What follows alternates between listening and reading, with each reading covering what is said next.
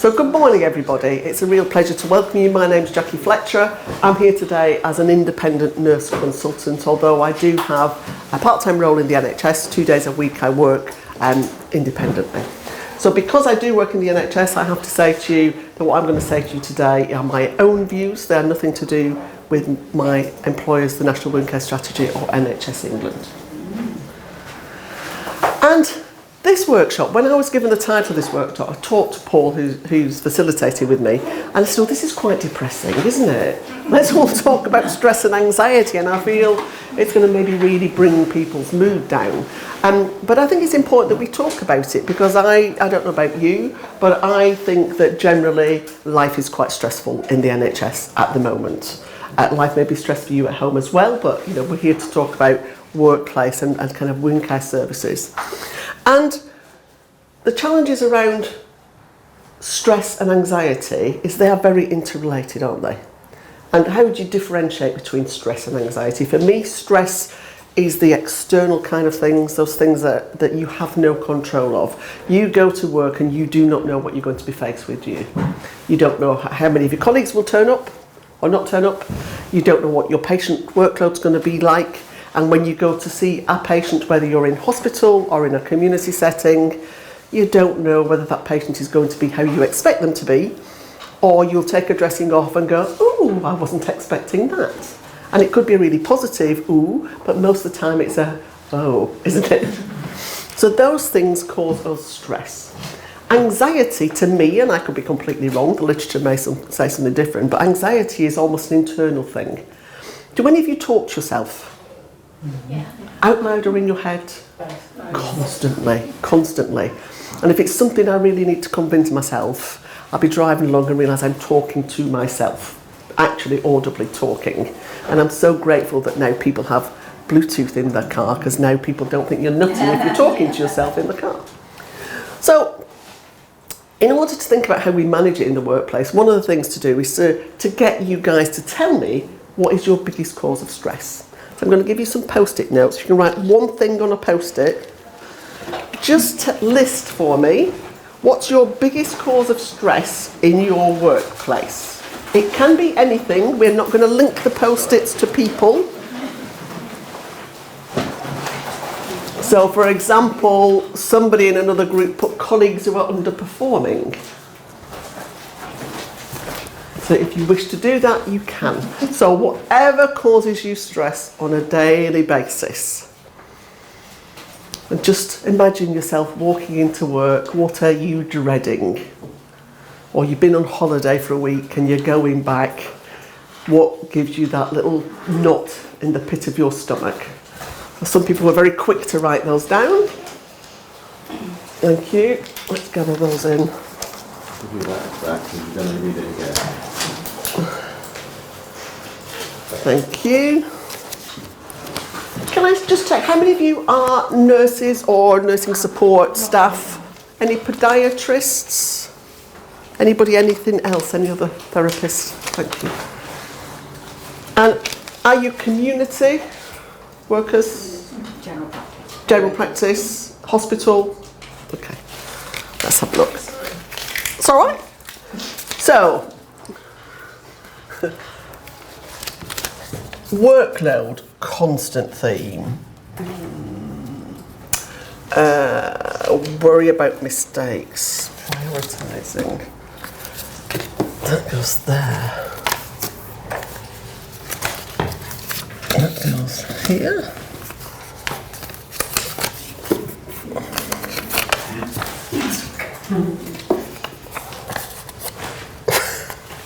Okay.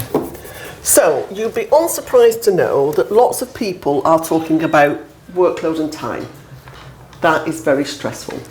And it seems that we have a finite amount of time, but a never unending amount of workload, isn't it? So whether that's the number of patients, or whether the complexity of the patients is getting better. So, however long you have been in your current role, I'm sure you've all seen changes in the patients we care for, the acuity of the patients we care for, the expectations of the patients that we care for. And I'm sure you've all seen changes in the last 5 years. So if you can remember pre-COVID, which some days seems like a lifetime ago and some days seems like yesterday. But if you remember the changes that happened in COVID, it was horrendous, it was an awful time, but it was also a really positive time. Think about some of the things that you had been trying to get into place, some of the changes you wanted. To be able to work from home, to be able to do video conferencing, to be able to do remote access to things. All those things didn't happen, did they? But in COVID, suddenly we could do them. Suddenly we get teams working together, therapists helping us reposition patients on a regular basis. There were some really great things. So there has been positive changes. But have we seen that we learnt in COVID? Do you remember we came out of COVID, there was going to be all the rebuilding, the renewal, the catching up. And for some of us, basically all we've done is gone backwards to where we were before. All that shininess, all that flexibility, that innovation seems to have faded away as the constraints of patient numbers, waiting lists, drags us down. Is that true for all of you? Mm-hmm. What you see, whether you're in a clinic, whether you're in a GP practice, whether you're in a hospital ward, the pressure is flow. How many patients can you get through? How quickly? Mm-hmm. And for clinicians, I guess that really doesn't resonate with us, because what we want to do is deliver good care. What we are driven by is doing our best every day, and that reward of seeing a patient either feel better or get better, because sometimes they don't get better, do they? But if we can make them feel better in that process, that really helps, makes a change. So I want to change colours now and go to orange, and I want you to think about more internal things. What makes you anxious? So when you're talking to yourself, that little voice, what are you working yourself up about? On a daily basis, what makes you fret? And it might be the same as things that make you anxious, but it might be something different.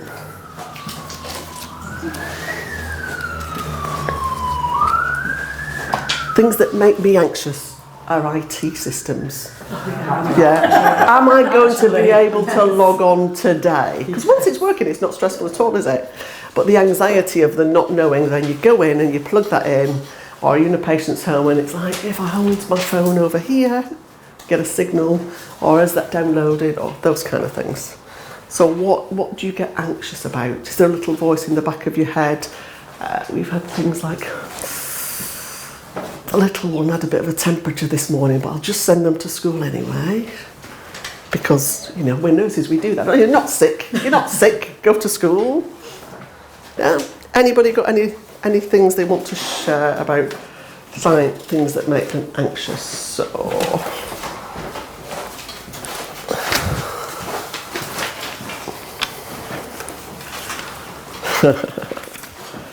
yeah. Do you know, it fascinates me how, as a group of kind, caring professionals, we're very anxious about ourselves. How there is a complete lack of self-confidence in our own abilities. Do I know enough? Did I do the right things? Certain procedures like taking bloods, can I do it well? And will everybody turn up today, or is my workload going to be double? Will everybody turn up today and be in good moods?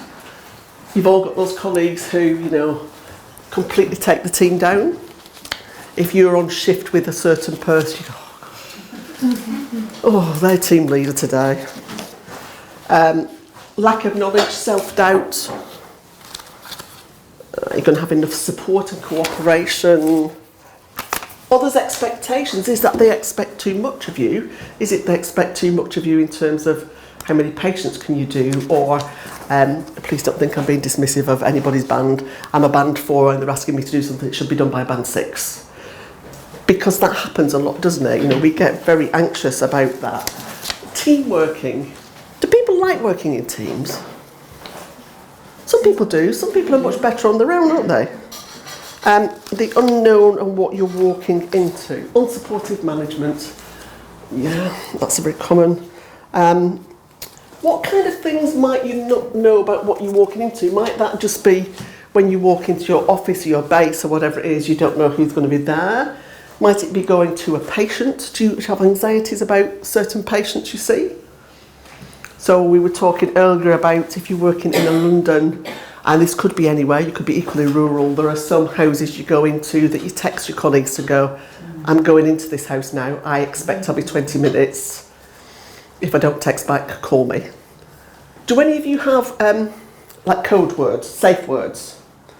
So I was talking to a colleague yesterday who's in a community team, and she was saying that if they ring the office and say, I need the red folder. Yeah, we've got that. Yeah. Do you have that? We have that. You need it on the phone in the other room. Right. But isn't that quite sad? The nature of our work is patients are very variable. And whether you're in a patient's own home or whether you're in a clinic or a hospital setting, patients can just be very variable. But when they're in pain, when they're very scared, they can also be angry and unpredictable. So you sometimes don't know what you're walking into, do you? Or there are occasions where you've gone to see a patient with a wound and you've left thinking, I'm really not sure about that. And you're maybe due to go back on Wednesday, but you'll plan to go back on Tuesday because you were worried. And you're expecting, aren't you? You're expecting to take the dressing off and go, yeah, this patient needs escalating to go to hospital, whatever that might be. So there are a whole host of things that causes anxiety. So putting it in context, because we've talked about things that are very personal, things that stress you, things that make you anxious, it's not surprising, is it? You're all familiar with the current report from Lloyd Darcy. I'm saying you're probably familiar because it's been all over the news, whether you listen to the radio, the TV, we'll let you off, Sandra, being from Australia. But it's everywhere about what he said. Lloyd Darcy, known for his transformation work, for his flexibility, agility, innovation, making change in the NHS. And the most important thing that he said is that the NHS is in serious trouble. Firstly, is that a surprise to any of you? No. But how does it make you feel that the world now knows that the NHS is in serious trouble? But it's your life, isn't it? You work in the NHS. I'm very passionate about the NHS. I will defend it for the brilliant work that it does. But how does it make you feel that we are now publicly saying it's a mess? I tried to turn it on to that positive of thank goodness somebody's acknowledging or telling everyone else that it's bad. Yeah. But I don't see that as criticism on us. I think that's more like economy and COVID and the world. Yeah. And you can see it in a positive light. For this that I'm suffering, you can say, well, it's not just me. Goodness me, everybody else is in a mess as well. You could say, thank goodness it's being flagged. But any of you think, and haven't we heard this before, and what difference is it going to make? Yeah. I do feel a bit like the band member on the Titanic. Do you know what I mean? Like, Yeah. I'm here making everybody feel great, but it's ultimately going down. Yeah. So, doesn't make me feel Yeah, and it's a really funny situation. I mean, it's not entirely due to what's happened within the health service. It's about politics. And again, that's so outside of our control, isn't it? And whatever you voted, it really doesn't matter. If we change government from one to another, we know that the NHS is one of those big things that they like to wave about as we're going to change everything. And for us, that means another reorganisation. It means another lot of money spent here. Oh, we're going to get a new name, we're going to get some new branding, we're going to get different managers and be put in different groups. Does that give you heart sink? Yeah. Does that cause you more stress and anxiety? Because actually what we need is more people here, more focus on doing. So I find it really interesting what they said, and that we've not been able to meet the promises since 2015. Does anybody think it's longer than that? Yeah, much longer. And that shows the politics, doesn't it? We're trying to pin it to a particular government. But these things, did we need to do a report to say people are struggling to their GP, see their GP? Just log on to your local Facebook group, can't you? Can anybody else get through to the doctor? I've called number 214. I've been waiting 3 hours. Did anybody get through? Anybody see a pharmacist? A&E. Would you want to need A&E at the minute? No. Nope. And waiting times for hospital procedures. So it really puts in context our work total situation. And this thing about the budget not being spent where it should be, too great a share being spent in hospitals and not enough in community. Well, that's quite subjective. Hospitals are very expensive, and most people don't go to hospital for fun. You know, you go to hospital when you need to, particularly now because you can't get in. So it is by whatever more expensive.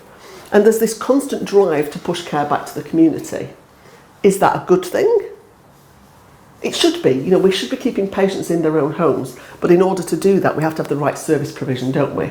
You need to have all the things that prevents the patient getting closer and closer to hospital, but equally a system that if the patient needs to get to hospital, they get there as fast as they should.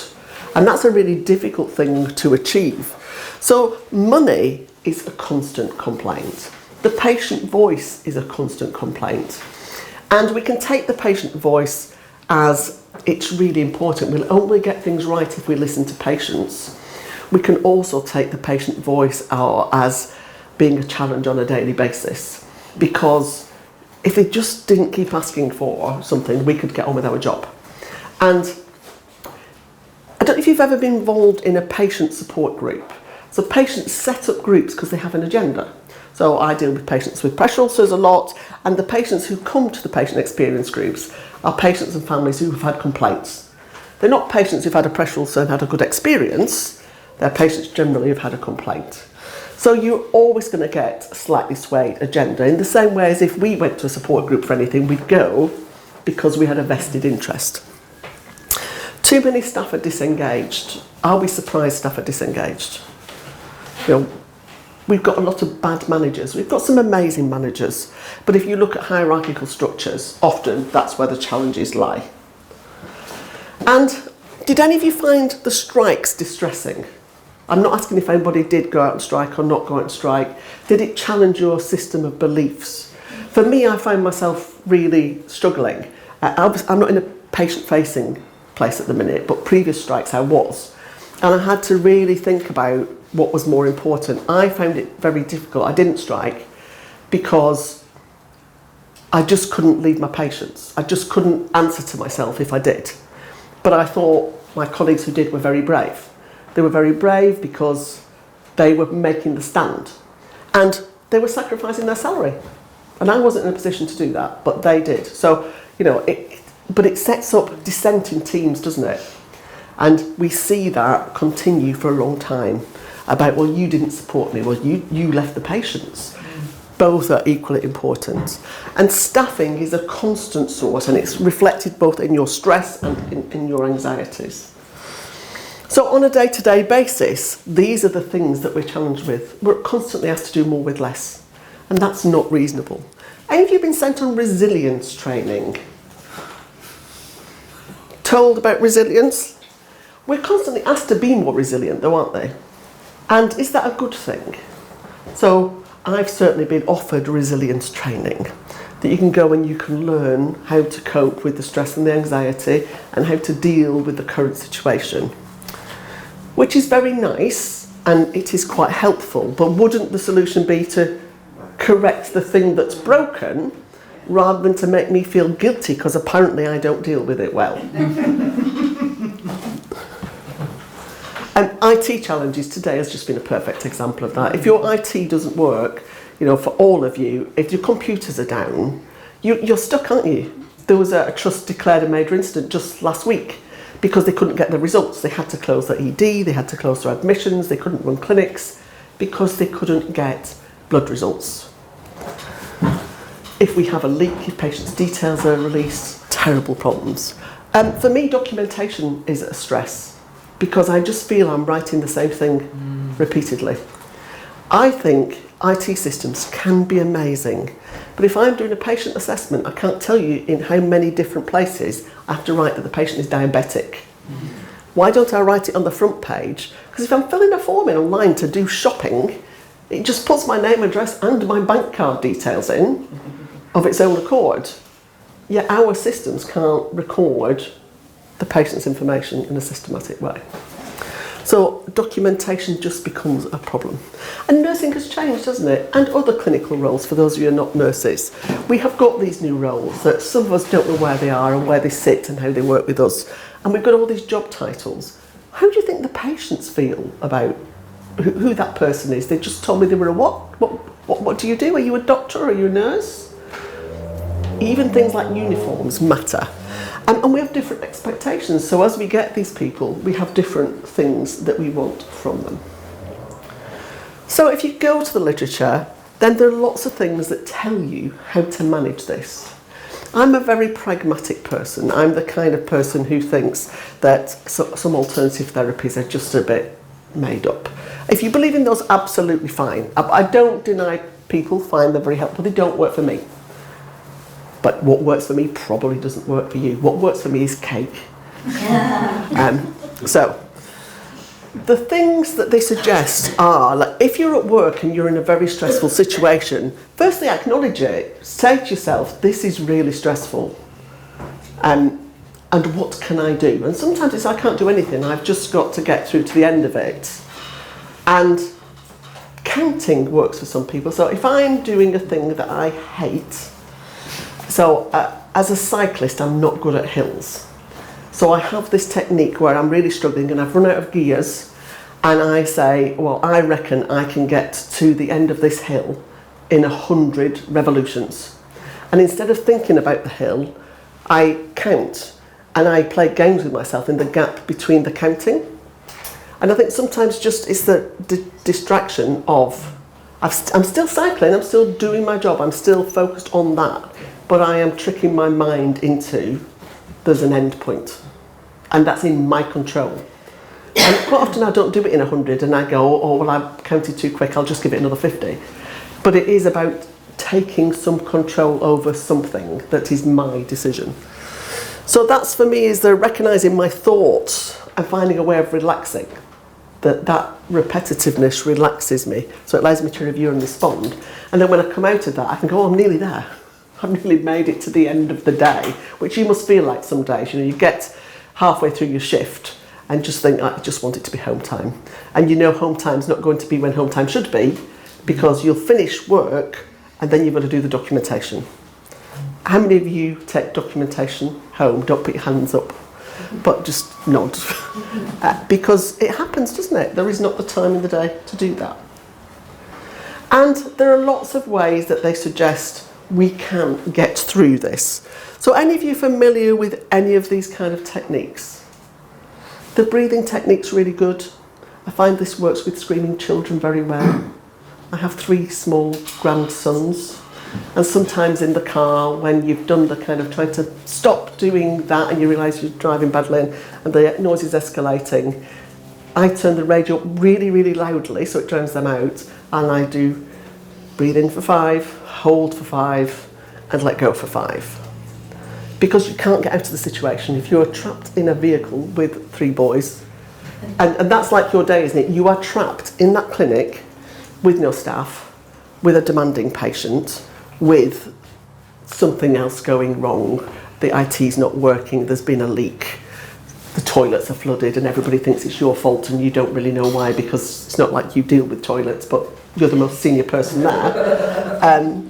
Sometimes you have to just go and stand in a corner and do this, or just look like you're carrying on and do it. And then there's these other things like the 5, 4, 3, 2, 1. Just remembering these things takes me such a long time. But it's about being present in the moment, isn't it? It's about grounding yourself in the reality of this is just a moment in the day, and shortly I will be at home, in my safe place. What kind of things do you do? What's your stress reliever? So I've admitted my guilt is cake. How many of you go home and have a glass of wine? Or a gin? Or cake? Watch your favourite TV? Sit in your garden? Go for a walk or a run?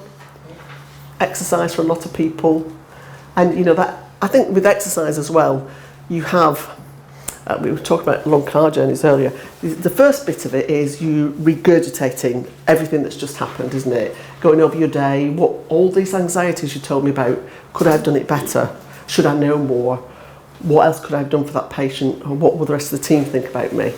And you have to get all that through your system to then suddenly get into your rhythm of whatever that thing is, to then have nicer thoughts. You know I go home from work and I just go like 20 talk endlessly, just splurge it all out. And I know the family are not listening, it's just like, in 10 minutes she'll listen to that we're actually, but you've just got to get out of your system, haven't you? So whichever of those things you do, you really need to find techniques. You need to think about how you're going to manage things. So the most important thing is talking about it, because when we look across the NHS, what are sickness levels like in your areas? High? 4%. Yeah. And are those all physical illnesses? Are you seeing an increase in mental health issues?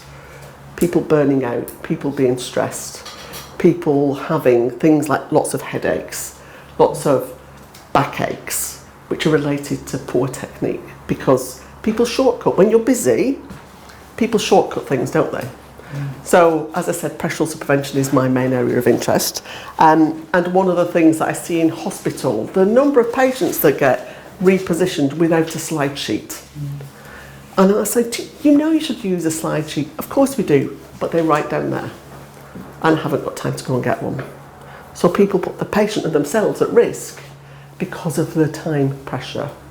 And you all talked about feelings of conscious or unconscious incompetence or not being good enough, and quite often that's because you might have taken a shortcut. Now sometimes shortcuts are perfectly acceptable. Remember what you were taught and remember how you then actualise that in clinical practice. As you become more experienced, remember when you learnt to do a blood pressure, how complicated that was, or when you learnt to drive, how difficult it was to change gear. You just learn, that becomes matter of fact. So you need to recognise those things. But in terms of the environment that we work in constantly, I think you need to accept that a lot of it is not your fault. A lot of this is about you taking blame, accepting, believing that it is not your fault. If you don't know enough, what support do you get? How many of you have applied for courses and been turned down? How many of you have asked for study leave and not been given the time? How many of you want to go and work with somebody to learn something and it can't be facilitated? So, recognise those limitations and accept that you are taking steps to do it. Think about how that might work for you. Don't be afraid to talk to your employers. Do you have appraisals? Yeah. Do you see that as a positive process or just one of those things that you have to do every 6 months? So some people are saying it's positive, some people are going like, oh, it's just another piece of paper. Appraisal. So it depends on who's taking the appraisal. And I think we're not very good at being objectively self-critical and self-reflective. We go into our appraisals, and there's a few people who put on here things that make them anxious to get a phone call from their manager. So there's some sniggering there, because when your manager rings you, what do you think? Something's gone wrong.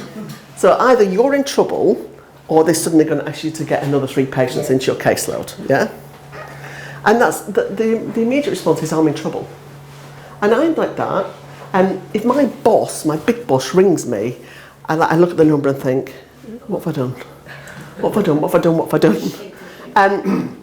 And I found that really difficult. And I had a new boss recently, and I'd said something to this about one of my colleagues. I was saying, oh God, she's rang me, and I was on a Teams meeting, and I didn't ring her back. Or they always ring me in the toilet, and you've gone to make a coffee, and you feel you should be seen to, you should pick the phone up straight away because it's your boss. And one of the things my colleague said to me was, why do you react like that? I was like, well, she's ringing me, it must be important. She said, well, how do you contact her? I said, well, she's really busy. I always email her. I mean, she doesn't reply. She's really bad at replying, and I find that very frustrating. And like if we've got a meeting, a Teams meeting, I'll send her something that she needs to read before, and I try and send it a few days early so she's got chance, and we'll get to the meeting and she's not read it. And I find that very stressful. And so my colleague said to me, don't you find that interesting? I was like, no, I don't. I find it really annoying. It's really annoying. I try and give her time. I send the email so she can do it when she's ready. But she doesn't like email. So, well, how do you know that? Because she always rings you. So, oh, is that why she rings me? I hate phoning people because I always think I'm interrupting them. And And I hate I want a quick conversation and they might be chatty and I'm not in the mood for that. Or I want to chat and they, so you never know how it's going to go. Whereas if you send an email, they deal with it at their own time. And so I learned that my big boss prefers phone. And that if something's quick, she thinks it's much quicker, pick the phone up, quick conversation, it's done, it's dealt with. Do they ever phone you when there isn't something stressful or something? Oh yes, she phones me for everything. She just uses the phone. So why do you always think when she phones, oh my God, there's something? Because at first I didn't know that. So when I got a new boss, and I'd had quite a toxic boss for a while, who, whatever I did was always wrong. And then I got this new one, and I'd kind of jumped up quite a lot to quite a senior boss. And I just didn't realise at first, because I'd always dealt with other people by email, that she uses phone, and I hate using the phone, even at home. I don't like, if you can contact a company via email, I'm far happier to do that. So it's really important for your senior bosses to communicate with you when things are going well. Yes. When you're doing good. Oh no, everything she does is by phone. So she just thinks she's constantly in meetings, so it's much quicker for her to pick the phone up and go, can we change a meeting date? Because that was what the first one does, was we've got a meeting, can we change it? I was like, oh yes, definitely.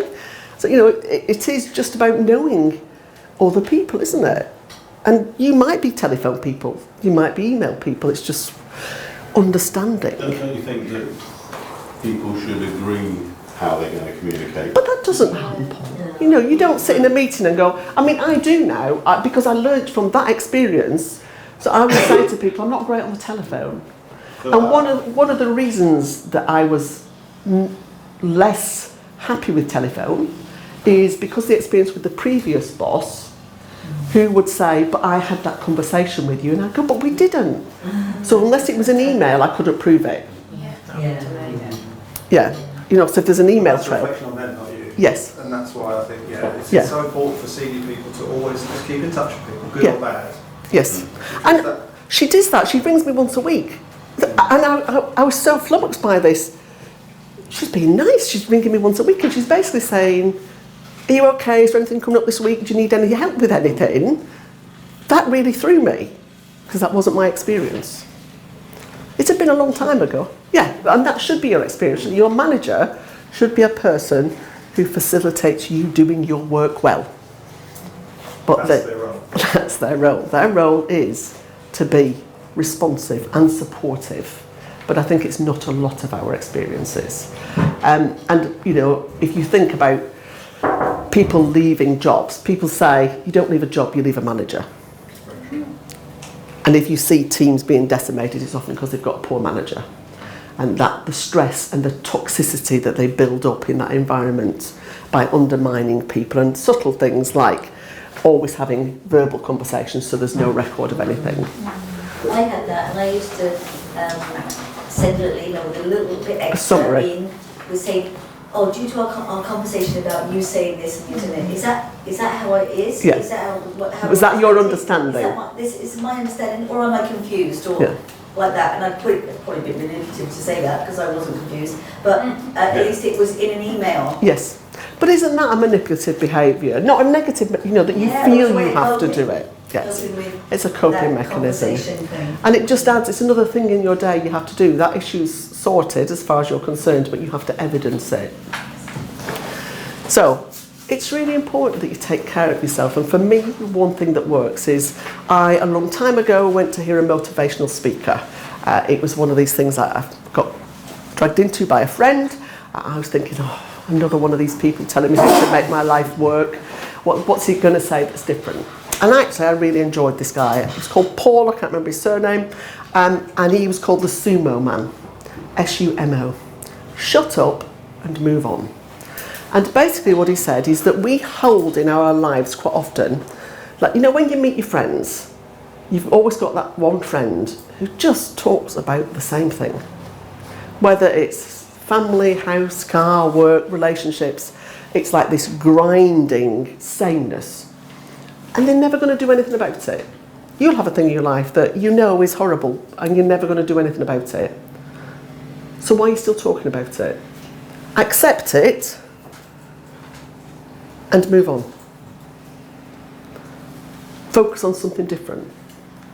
If it's really, really bad, if something is happening today that is horrible and you feel you are about to explode, just take a second and grade it on a scale of 1 to 10.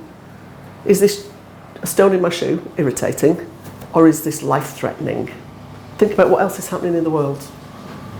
You could live in the Ukraine, you could live somewhere else, you could be on one of those inflatable boats coming over the channel. But when you've graded it today, try and look ahead and think in 6 months' time when I'm looking back at this, how bad was it? Was it life-threatening? Or actually, is it just a 4 because I got through it and I learnt some things and it wasn't that bad? And if you can just manage that, think back, we talked about COVID. At the time we thought it was 10, didn't we? We all thought we were going to die. Our loved ones were going to, and maybe some of us did lose loved ones. But we got through it. We're investigating it now and it will be very interesting when we find things. But for many of us, there were positives. For many of us, we found great comradeship, we found a lot of support, we made friends with people we'd never met before because teams got mixed up and you got thrown in with other people, and you learned a lot about yourself and your colleagues. And your patients were very grateful to you because patients then were incredibly grateful, weren't they? It's just a shame that we seem to have gone back to where we were before.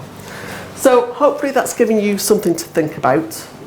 Remember, I don't want you to leave this on a negative. What I want you to do before we leave is on a pink, because pink's a happy colour. Write me one thing you love about your job. One thing that makes you smile when you go into work. I'm not going to give you any suggestions because it could be completely different things for you. I will give you a suggestion. For me, it's if there's a parking spot. That's like, yes.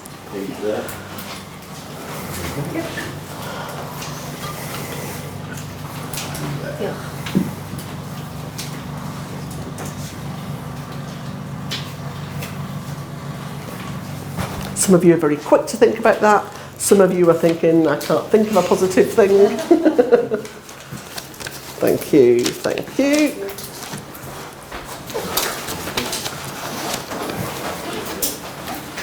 Just pass it. Thank you very much. So patients being happy, gratitude from patients, people sharing their life stories. Love your job role, hooray, somebody loves what they're doing. Making a patient feel better. These are all about patient gratitude and patients feeling better, this big bit down the middle. I make a difference, well done, that is impressive to hear. Improving patient outcomes. Location, you love where you work, that's amazing. Because lots of people don't. Thank you very much, it's time to move on. Thank you. Thank you.